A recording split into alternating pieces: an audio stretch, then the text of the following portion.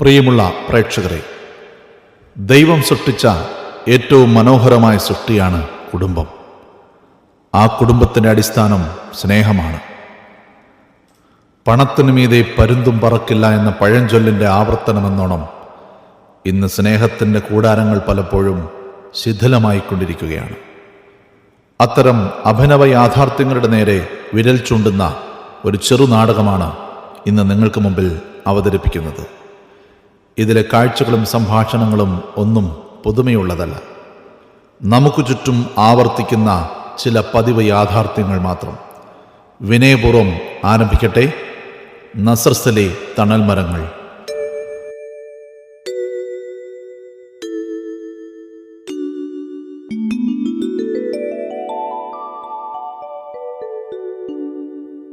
ഈ കുന്ത്രാണതല നമ്പറൊക്കെ എവിടെ കൊണ്ട് വെച്ചേക്കുവാണോ? സമയത്ത് നോക്കിയാൽ ഒന്നും കിട്ടില്ല. കിട്ടി. ഹലോ, എടാ രാജുവേ, എടാ നല്ല പോത്തുണ്ടോടാ? അയ്യോ, ആര്? അച്ഛനോ? അയ്യോ സോറി അച്ഛാ, മാറിപ്പോയതാ. കണ്ണൊന്നും പിടിക്കത്തില്ല അച്ചോ. ഞാൻ ആ പോത്ത് രാജുവിനെ വിളിച്ചതാ. ക്ഷമിക്കച്ചോ, അറിയാതെ പറ്റിപ്പോയതാ. ഇതെന്നാ കുന്തവാ? ഇറച്ചി വെട്ടുകാരനെ വിളിച്ച അച്ഛനെ കിട്ടും, അച്ഛനെ പിടിച്ച പോസ്റ്റ്മാനെ കിട്ടും. എന്തൊരു കഷ്ടമാണോ ഇത്. ഒന്നുകൂടെ നോക്കാം. എടാ രാജുവാണോടാ? എടാ നല്ല പോത്തുണ്ടോടാ? എന്നാ വിലയാടാ? വിശേഷമോ? തോമസ് കുട്ടിയും പിള്ളേരും ഒക്കെ ഇന്നെത്തും. 3-4 വർഷം കൂടി വരുന്നതല്ലേ, ഒന്ന് ആഘോഷിച്ചേക്കാന്ന് കരുതിയടാ. എടാ നല്ല പോത്താണോടാ? എന്നാ ഒരു 4 കിലോ കൊടുത്തു വിട്ടാരേ. പൈസ ഞാനങ്ങ് കൊടുത്തു വിട്ടേക്കാം. എന്നാ ശരിടാ.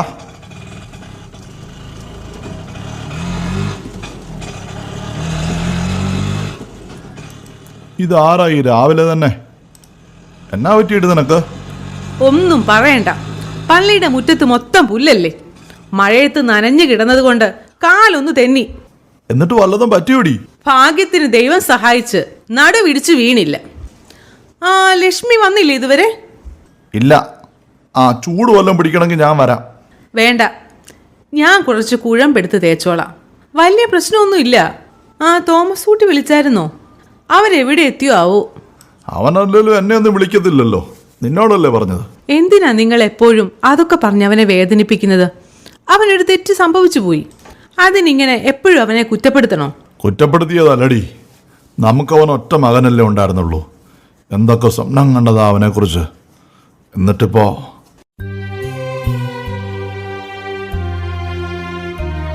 പുതിയ തലമുറയിലെ പിള്ളേരാകുമ്പോ എപ്പോഴും വീട്ടിൽ വന്ന് നിൽക്കാൻ പറ്റുമോ? നമുക്ക് എങ്ങനെയെങ്കിലുമൊക്കെ അങ്ങ് ജീവിച്ചു പോകാന്നേ. എടി, നമ്മളിൽ ഒരാൾ പോയാ പിന്നെ നീ അത് ചിന്തിച്ചു നോക്കിയിട്ടുണ്ടോ അന്നാമ്മേ? തെക്കേലെ കൊച്ചു വെറുതെ ചേട്ടൻ കഴിഞ്ഞ ആഴ്ച മരിച്ചപ്പോ കണ്ടത് 4 ദിവസം കഴിഞ്ഞ. മക്കളൊക്കെ പുറത്താ. വളർത്തി വലുതാക്കിയ അപ്പൻ ചത്തു ചീഞ്ഞു കിടന്നിട്ടും ഒരു മനുഷ്യക്കുഞ്ഞു പോലും അറിഞ്ഞില്ല. ഒരാഴ്ചക്കിടയിൽ അവരൊന്ന് അന്വേഷിച്ചു പോലും ഇല്ലെന്ന്.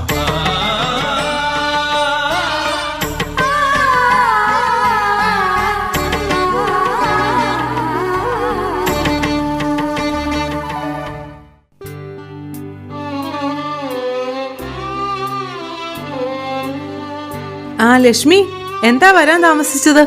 കൊച്ചിനെയും കൊണ്ട് ആശുപത്രിയിൽ പോയതാ ചേച്ചി. എന്തു പറ്റി? പനി വല്ലതും ആണോ?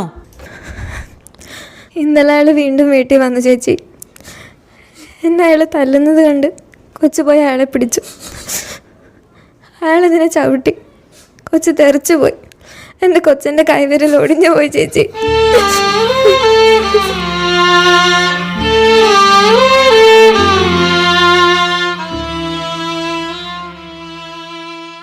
എന്തൊരു ക്രൂരതയാണ് അവൻ കാണിക്കുന്നത്.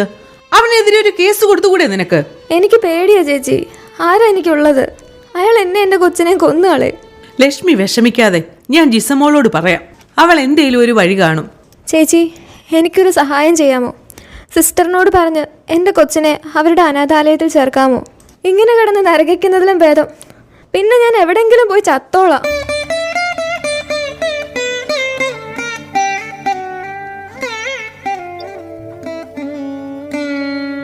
ആ ലക്ഷ്മി ചെല്ല, അത്യാവശ്യം പണിയൊക്കെ തീർത്തിട്ട് നേരത്തെ പൊക്കോ. ബാക്കിയൊക്കെ ഞാൻ ചെയ്തോളാം. അവർ വരുന്നോണ്ടാ കേട്ടോ.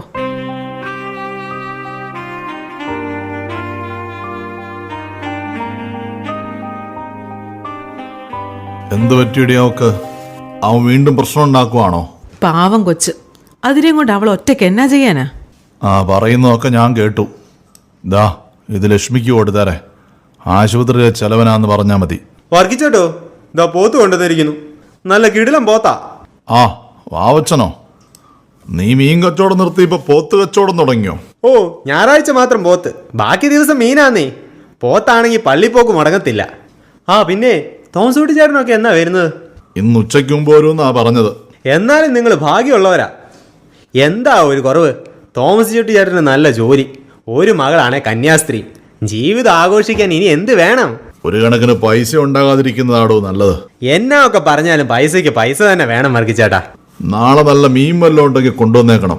നല്ല ആലപ്പുഴ കരിമീൻ വരുന്നുണ്ട്, കൊണ്ടുവരട്ടെ? താൻ കൊണ്ടുപോടോ, പിള്ളേരൊക്കെ വരുന്നതല്ലേ, കുറച്ച് നല്ല മീനായിക്കോട്ടെ. എന്നാ പോയിട്ട് വരാം വർക്കിച്ചേട്ടാ. ഇനി വീട്ടിൽ ചെന്നിട്ട് പിള്ളേർക്ക് കറി വെച്ച് കൊടുക്കണം. എന്റെ ഇറച്ചിക്കറി വീട്ടിൽ ഫേമസാ, പെമ്പർ നോത്തിക്ക് വലിയ ഇഷ്ടമാ. എന്നാ ശരി വർക്കിച്ചേട്ടാ, തോമസ് കുട്ടിച്ചേട്ടൻ വരുമ്പോ അന്വേഷിച്ചെന്ന് പറയണേ. അന്നമ്മേ, എടിയാ വാക്കത്തി ഇങ്ങെടുത്തേ, ഞാൻ 2 വാഴയില വെട്ടിക്കൊണ്ട് വരട്ടെ. ഉച്ചയ്ക്ക് നമുക്കൊരു സദ്യ കൊടുക്കാം. പിള്ളേർക്കൊക്കെ അതൊരു വലിയ സന്തോഷമായിരിക്കും. അവര് വാഴയിലിട്ടൊന്നും തിന്നുമെന്ന് എനിക്ക് തോന്നുന്നില്ല. അവിടെ വളർന്ന പിള്ളേരല്ലേ, നിങ്ങൾ വെറുതെ കഷ്ടപ്പെടാനായിട്ട്. എടി, പിള്ളേർക്കത് ഇഷ്ടമില്ലെങ്കിലും അവനത് വലിയ ഇഷ്ടമാണ്. നിനക്കറിയാൻ മേലേ, പണ്ട് ഉച്ചയ്ക്ക് സ്കൂളിൽ പോകുമ്പോൾ പൊതി കെട്ടിക്കൊണ്ടുപോകാൻ അവന് വലിയ സന്തോഷമായിരുന്നു. വൈകുന്നേരം തിരിച്ചു വന്ന് നീ പൊതിഞ്ഞു കെട്ടിക്കൊടുത്ത ഇലപ്പൊതിച്ചോറിൻ്റെ അകത്തെ മുട്ടയുടെ മണത്തെക്കുറിച്ചൊക്കെ പറയുന്നത് ഓർമ്മയുണ്ടോടി? എന്നാ നിങ്ങൾ ഇതൊന്ന് വേഗം വെട്ടിക്കൊണ്ടവാ. ആ, പപ്പടം തീർന്നു പോയി കേട്ടോ, അതും കൂടി വാങ്ങിച്ചോണ്ട് വരണേ. ആദ്യം ഞാൻ പോയി ഇല വെട്ടിയിട്ട് വരാം, നീ ചെല്ല്.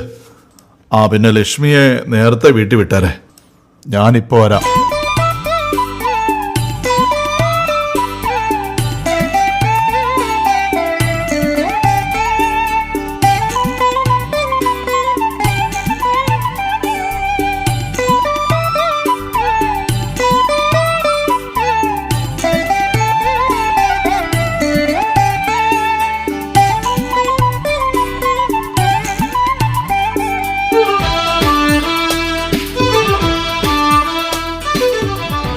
അന്നാമോ, എടി ഇതങ്ങ് എടുത്തു വെച്ചോ, അവൻ വിളിച്ചോടി. ഓ, ഇതുവരെ ഇല്ല. നിങ്ങൾ വന്ന് ചോറ് കഴിക്കേ. പ്രഷറും ഷുഗറും ഒക്കെ ഉള്ളതല്ലേ, നേരെ 2 മണിയാവുന്നു. മരുന്ന് കഴിക്കാനുള്ളതല്ലേ, അവർ വന്നോളൂ. വേണ്ടടി, അവൻ കൂടി വന്നിട്ട് കഴിക്കാം. പിള്ളേരുടെയൊക്കെ കൂടെ ഇരുന്ന് കഴിച്ചിട്ട് എത്ര കാലമായിടി. ആ, ഞാനൊന്ന് പോയി മേല് നനച്ചിട്ട് വരാം. ആ, എന്നാ ഞാനങ്ങ് ചെല്ലട്ടെ.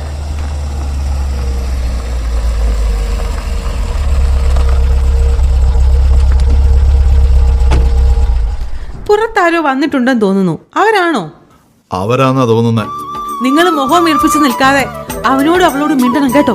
പിള്ളേരെ കാണാൻ കൊതിയാവുന്നു. ഞാനേ ലക്ഷ്മിയോട് കുടിക്കാൻ എടുക്കാൻ പറഞ്ഞിട്ട് വരാം.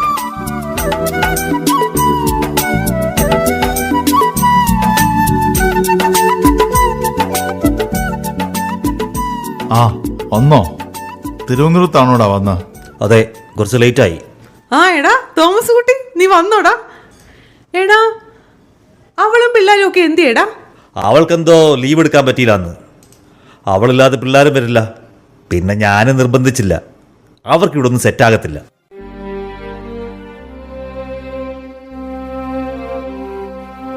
എന്നാലും കഷ്ടമായി പോയി. ആ, നീ വാ, വന്ന് ചോറ് കഴിക്കേ.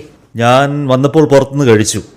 എനിക്ക് ഭക്ഷണം കൃത്യസമയത്ത് കഴിച്ചില്ലെങ്കിൽ ഉറക്കം ശരിയാവില്ല. ഞാനൊന്ന് കിടക്കട്ടെ.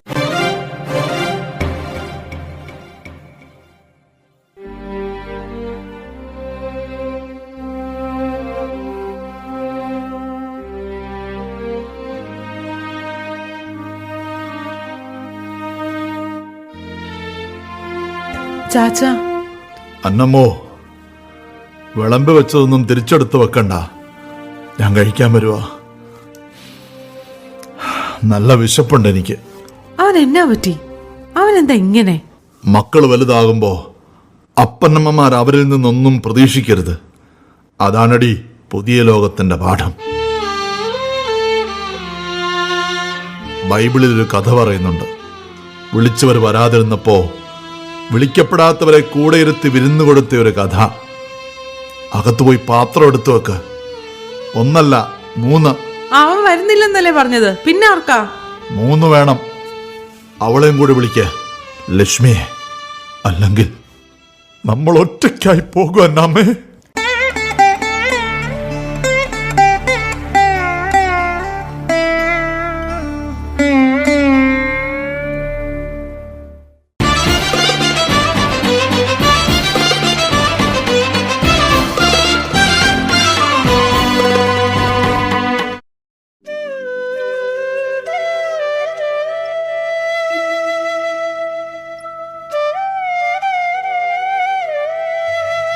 ചാച്ചാ, എന്നാ ഉറങ്ങുവാണോ?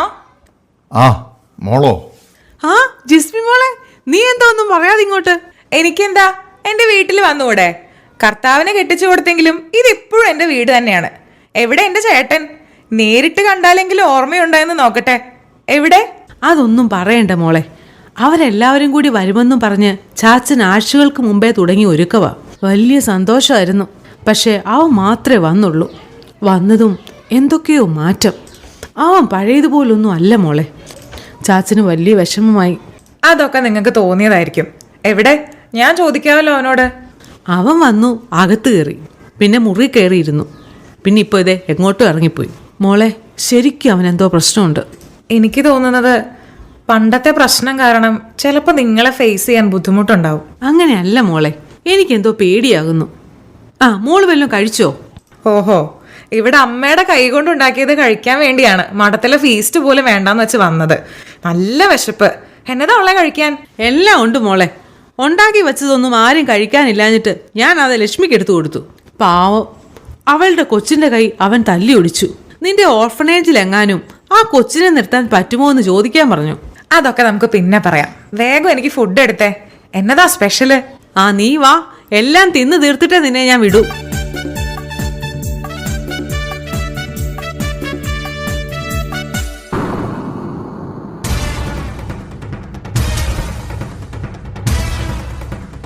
ആ ഹലോ, അതെ അതെ അതെ, ആ ഇടത്തോട്ട് തിരിയുമ്പോൾ 4ാമത്തെ വീട്.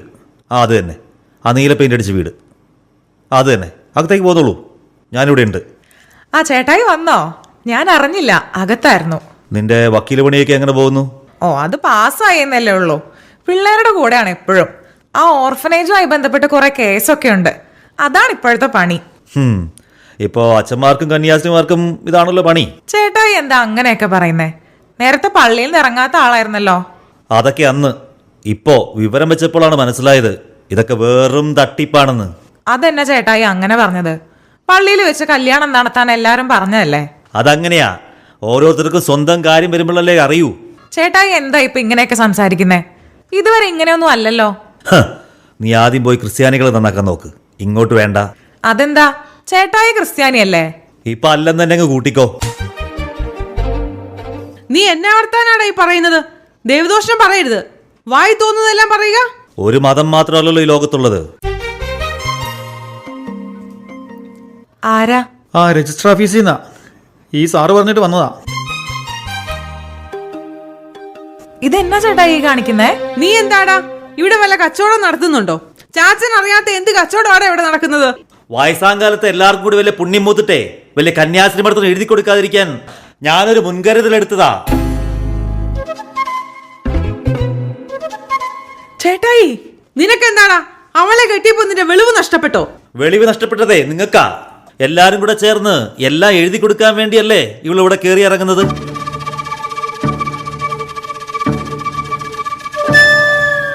നിർത്തടാ നിന്റെ അഹങ്കാരം. ഇത് അവളുടെ കൂടെ വീടാ. ഇവിടെ അവൾ വരണോ വേണ്ടയോ എന്ന് തീരുമാനിക്കുന്നത് നീയല്ല, ഞങ്ങളാ. ഇനി ഞാനിവിടെ വരുന്നതാണ് പ്രശ്നമെങ്കിൽ ഞാൻ പോകുക. ചാച്ചനും അമ്മയ്ക്കും എന്നെ കാണാൻ തോന്നുമ്പോ അങ്ങോട്ട് വന്നാൽ മതി. നീ എവിടെ പോകുക? അവിടെ നിൽക്ക്. എവിടെയോ കണ്ട പെണ്ണിനെയും കൂട്ടിക്കൊണ്ടുവന്ന് വീട്ടിൽ കയറിയപ്പോ ഞങ്ങൾ എതിർത്തു. അതിലെന്നതാടാ ഒരു തെറ്റ്? ഊരും പേരും അറിയാത്ത അവള് നിന്റെ ജീവിതം മുടക്കുമെന്ന് അറിഞ്ഞിട്ട് തന്നെയാ അന്ന് ഞങ്ങൾ എതിർത്തത്. എന്നിട്ട് നീ എന്താ ചെയ്തത്? അവളെ തന്നെ രജിസ്റ്റർ മാര്യേജ് ചെയ്ത് അവളുടെ കൂടെ നാട് വിട്ടു. എന്നിട്ടെല്ലാം തീർന്നപ്പോൾ വന്നേക്കുക അപ്പൻ്റെ സ്വത്തെഴുതി വാങ്ങിക്കാൻ. ചാച്ച വേണ്ട, നിർത്ത്. ഇല്ല മോളെ, ഇനി ഇത് പറയാൻ എനിക്ക് പറ്റിയെന്ന് വരില്ല. കവലയിൽ ചെന്നപ്പോൾ എല്ലാം അറിഞ്ഞുകൊണ്ട് തന്നെ ഞാൻ വന്നത്. ഇവന്റെ ജോലിയും പോയി, എല്ലാം പോയി. ഇവനെ ഇട്ട് ചവളും പിള്ളേരും പോയടി. എന്നിട്ട് സ്വത്തെഴുതി വാങ്ങിക്കാൻ വന്നിരിക്കുന്നു. ഞാൻ ഈ കേൾക്കുന്നതൊക്കെ സത്യമാണോ മോനെ? ചേട്ടായി, ഇതെന്താ ഞങ്ങളോട് പറയാതിരുന്നത്? അപ്പോ ഇത്രയും കാലം നീ ഞങ്ങളെ പറഞ്ഞു പറ്റിക്കായിരുന്നല്ലേ? എന്തിനാ മോനെ നീ ഞങ്ങളോടിങ്ങനെ? അവന് നമ്മളെ ഒന്നും വേണ്ടടി. അങ്ങനെ വേണമായിരുന്നെങ്കിൽ അവൻ ഒരു വാക്കെങ്കിലും ഇത്രയും കാലത്തിനിടയ്ക്ക് നമ്മളോട് പറഞ്ഞേനെ.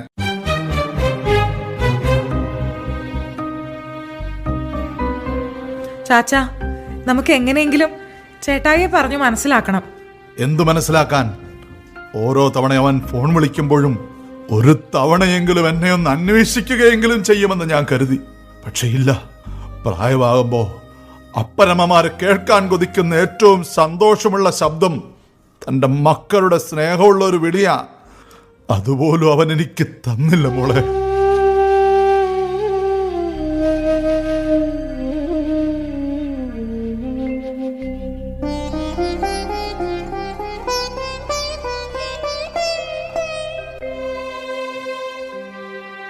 ചേച്ചി, എന്തു പറ്റി ചേച്ചി?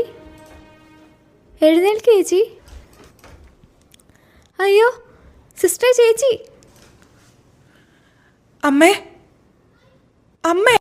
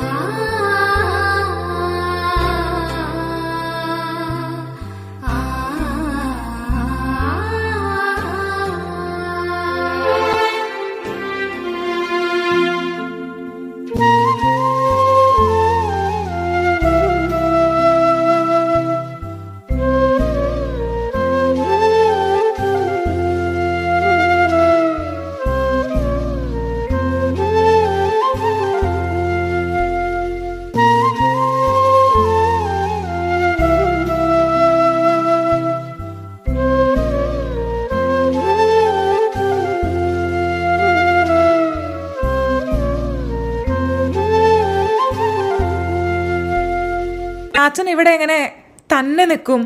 ചേട്ടായി ഇങ്ങനെ പെട്ടെന്ന് തിരിച്ചു പോകുമെന്ന് ഞാൻ ഒരിക്കലും ഓർത്തില്ല. ലക്ഷ്മിയോടും കൊച്ചിനോടും ഇവിടെ വന്ന് താമസിക്കാൻ ഞാൻ പറഞ്ഞിട്ടുണ്ട്. മോളെ, ഞാനൊരു കാര്യം പറഞ്ഞാ മോള് സമ്മതിക്കണം. എന്താ ചാച്ചാ? അവനും അവൻ്റെ കൊച്ചുങ്ങൾക്കും കൊടുക്കാൻ വേണ്ടി ഞാനും നിന്റെ അമ്മയും കൂടി ആരും അറിയാതെ ഒരു നിക്ഷേപം നടത്തി വെച്ചിട്ടുണ്ടായിരുന്നു. ഒരു 6 ഏക്കർ സ്ഥലം അങ്ങ് തൊടുപുഴയിലാ. ഇനിയിപ്പോൾ അതിൻ്റെ ആവശ്യമില്ല. അതിലൊരു 5 ഏക്കർ അത് നിന്റെ അനാഥ മന്ദിരത്തിലെ പിള്ളേർക്ക് വേണ്ടി ഞാൻ എഴുതി വെച്ചു കഴിഞ്ഞു. ബാക്കി 1 ഏക്കർ അത് ഇത്രയും നാൾ ഞങ്ങളെ നോക്കിയ ലക്ഷ്മിക്കും അവൻ്റെ മകനും വേണ്ടി ഞാൻ മാറ്റിവെച്ചേക്കുക. ബാക്കിയൊക്കെ അവനെടുത്തോട്ടെ. ചാച്ചാ, ചാച്ചൻ്റെ ഈ വലിയ മനസ്സ് അത് ചേട്ടായിക്ക് കിട്ടാതെ പോയല്ലോ. സ്നേഹം അതുമാത്രം നമുക്ക് പിടിച്ചു വാങ്ങാൻ പറ്റില്ലല്ലോ മോളെ. ശരിയാ ചാച്ചാ, അത് കൊടുക്കാനേ നമുക്ക് പറ്റൂ. ഞാൻ സുപ്പീരിയർ അമ്മയോട് പറയാം. എൻ്റെ ഒരാഗ്രഹം കൂടി മോള് സാധിച്ചു തരണം. എന്താ ചാച്ചാ? നിങ്ങളുടെ അനാഥ മന്ദിരത്തിൽ എനിക്കും കൂടി ഒരു മുറി തരുവോ മോളെ? അവളില്ലാതെ ഇവിടെ ഞാൻ ഒറ്റയ്ക്കായി പോയതുപോലെ.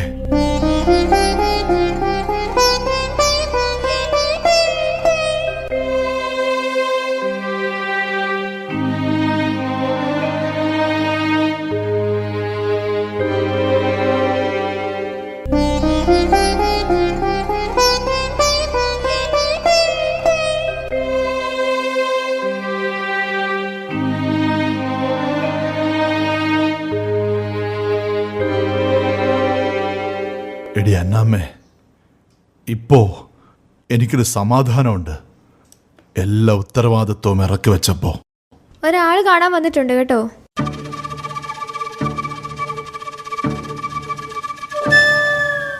ആ, താനാണോ? എടോ, എവിടെയാ ഒപ്പിടേണ്ടത്? ബാക്കിയെല്ലാം താൻ ചെയ്താൽ മതി. ചിലവാകുന്നത് എന്താന്ന് വെച്ചാൽ പറഞ്ഞാൽ മതി, ഞാൻ തന്നോളാം. ശരി വർഗീസ് ചേട്ടാ, പേപ്പറൊക്കെ ശരിയാക്കിയിട്ട് ഞാൻ അറിയിക്കാം. ചാച്ചാ, ചേട്ടായി വന്നിട്ടുണ്ട്. അവനോ? അവനെന്തിനാ? വാ ചേട്ടായി.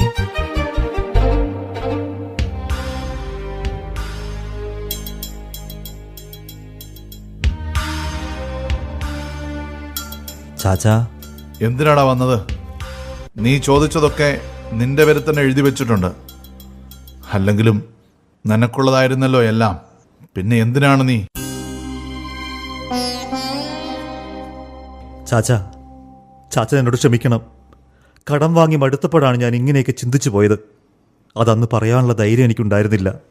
അപ്പൊ നീ തിരിച്ചു പോയില്ലേ ഇതുവരെ? ഇല്ല ചാച്ച, എനിക്കിനി നിങ്ങൾ മാത്രമേ ഉള്ളൂ.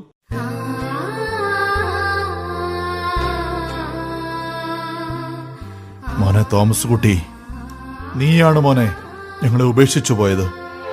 ഞങ്ങളെപ്പോഴും നിന്റെ കൂടെ തന്നെ ഉണ്ടായിരുന്നു. ചാച്ചൻ വരണം വീട്ടിലേക്ക്. വരില്ല എന്ന് ഞാൻ പറയില്ല, പക്ഷെ ഇപ്പോഴില്ല. അതിന് നിന്റെ വീടാ, ഒരു പുതിയ ജീവിതം നിനക്ക് തുടങ്ങാനുള്ള നിന്റെ കൂടാരം. അവിടെ ഞങ്ങളെല്ലാവരും ഉണ്ട്. നീ അവിടെ ഒരു കുടുംബം കെട്ടുമ്പോഴേക്കും ഞാൻ തന്നെ വന്നോളാം. പിന്നെ ഒരു കാര്യം കൂടി നിന്നോട് ഞാൻ ആവശ്യപ്പെടുകയാ. പോകുന്ന വഴിക്ക് ആ പള്ളിയിൽ കയറി ഒന്ന് കുമ്പസാരിച്ചിട്ട് പോണം. ചാച്ചാ,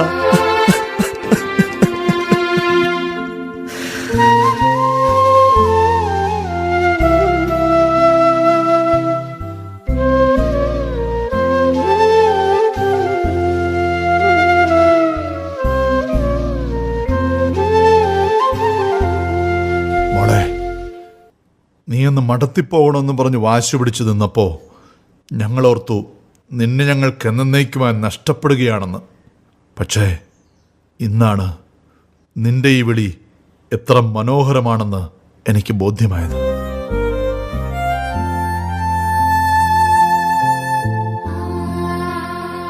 ഒരു സന്യാസിയുടെ മാതാപിതാക്കളാകുക എന്നാൽ അതൊരു ഭാഗ്യം തന്നെയാണ് മോളെ.